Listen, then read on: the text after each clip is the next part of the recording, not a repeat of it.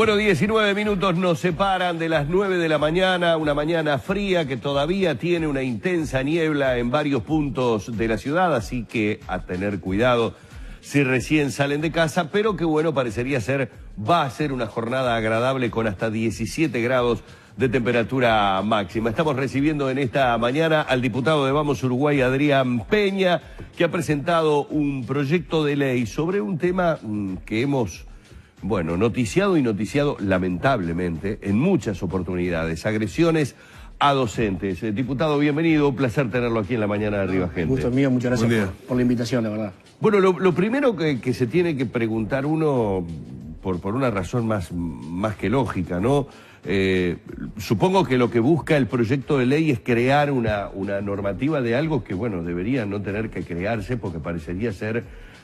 algo insólito, algo absolutamente increíble que esté sucediendo, pero que, como decía recién, lo estamos noticiando con mucha frecuencia. Es un dato de la realidad, ¿no? Esto refiere a las agresiones que reciben habitualmente, lamentablemente habitualmente, y que, como bien decías, ha sido noticia en los últimos años, e incluso en este año, agresiones que reciben básicamente los docentes en sus centros de estudio donde trabajan.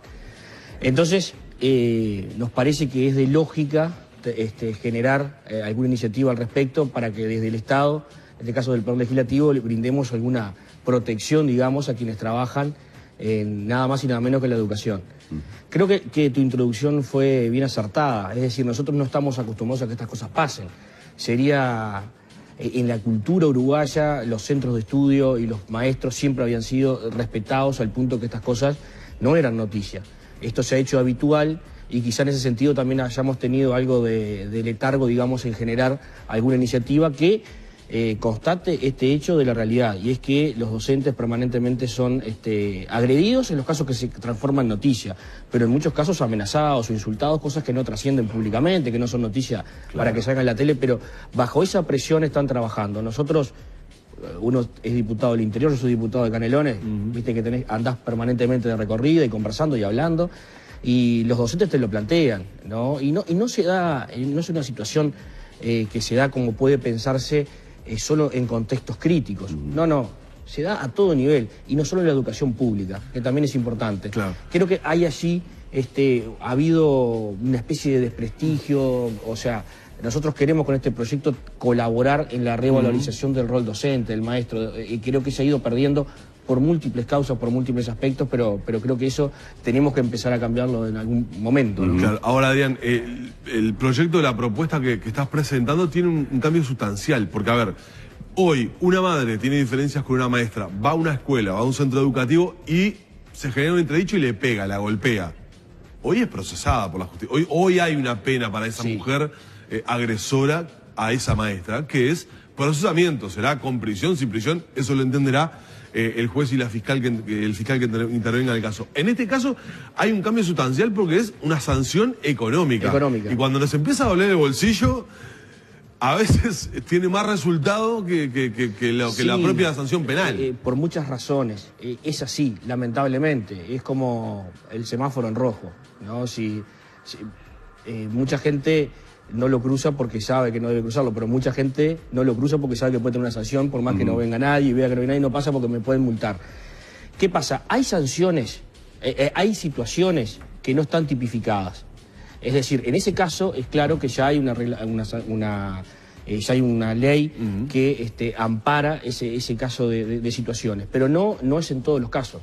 Entonces, nosotros estamos tratando de llegar un poco más allá. Es decir, hay casos que están claramente tipificados o en el Código Penal o en el régimen sancionatorio que sea. Pero hay situaciones que no están comprendidas en la ley y son esas las que nosotros abarcamos. Por eso establecemos al final de los 2 primeros artículos, siempre y cuando la acción no configure un delito de mayor envergadura, un delito más grave, que sí está comprendido. Entonces, a nosotros nos parece que en esos casos, nosotros establecemos, por ejemplo, el que hostigue, insulte, ataque verbalmente, maltrate, menoscabe o perturbe emocional e intelectualmente. Es decir, hay muchas cuestiones en que los docentes se ven agredidos, pero no pasa necesariamente porque le encajen una piña al profesor o al maestro, o le pegue la madre del niño o el pariente que sea del alumno al docente. Pasa por otro tipo de agresiones, por otro tipo de presiones en las cuales este colectivo está absolutamente desprotegido desde nuestro punto de vista. Entonces nos parece que eso es importante. Además, porque la función del maestro ha sido menoscabada, y eso en un proceso que es culpa de la sociedad, ¿no? Porque en eso somos responsables todos, no es una cuestión de decir que ha pasado en tal o cual tiempo, es un proceso que se ha venido dando. Y hay datos de la realidad que también hay que atender, y es la poca cantidad de personas interesadas en estudiar magisterio, en ser maestro. Hoy tenemos un problema, es decir, la matrícula es muy baja, vamos a estar con un problema en pocos años por la escasez de maestros. Entonces nosotros tenemos que ir revalorizando desde muchos lugares. No es solo esto, obviamente, tiene que ver con la cuestión salarial, tiene que ver con la formación, tiene que ver con un montón de cosas. Pero hay cosas que son simbólicas, ¿no? Y que importan en la sociedad, y creo que nosotros, a los maestros, tenemos que cuidarlos. Y tenemos, desde la sociedad organizada, tenemos que cuidar a aquellos que nos educaron a nosotros y van a educar a nuestros hijos. Son señales que debemos dar como sociedad. Diputado, como bien decía, normalmente cuando el hecho llega al medio de comunicación es porque hay una agresión de hecho planteada con algún golpe. ¿Ha constatado, ha tenido posibilidad de tener conversaciones? Hay un hostigamiento que podríamos decir en algunos casos es permanente, y cuando hablo de hostigamiento puede ser desde el increpar, el tratar de hablar en ámbitos que no son los adecuados. La ¿no? amenaza. Exacto, porque digo, el esperar afuera del centro educativo cuando quiero hablar sobre las notas de mi hijo, muchas veces puede también tomarse como una presión que se está tratando de ejercer. A veces la advertencia, nos cuentan maestros, ingresan cuando comienza el año lectivo. Me dicen que vos sos una maestra que los pone repetidores. A mi hijo no lo pone repetidor, pero no en este tono, no en otro tono, de primera. Obviamente. Como diciendo, mirá que ya te marco en la cancha de primera, ¿qué vas a hacer con mi hijo? Y ese tipo de cuestiones. Entonces, nos parece que hay que avanzar en ese camino. Incluso nosotros, en realidad, y hablando de legislación comparada, en Argentina, la gobernadora María Eugenia Vidal presentó un proyecto similar en estos días, que está a estudio en la legislatura bonaerense, también por la sucesión de hechos similares a estos que se dan en la provincia de Buenos Aires. Y te quiero decir de Vargas que el proyecto contempla, hablando del apercibimiento económico, la multa que se puede llegar a aplicar en caso de que el proyecto prospere y se lleve adelante esta iniciativa.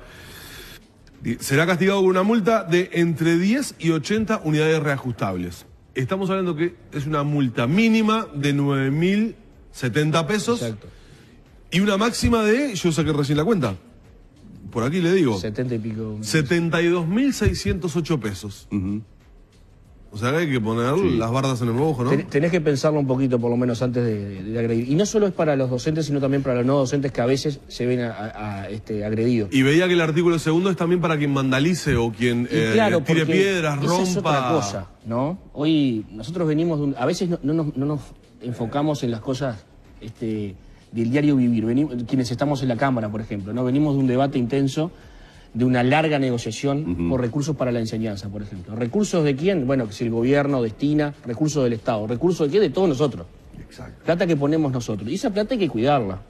Entonces, hay que proteger esos lugares, históricamente, tradicionalmente, lugares fueron sagrados. La escuela, a nosotros nunca se nos ocurriría atacar a nuestra escuela, a la escuela a la que nos formamos y se formarán nuestros hijos.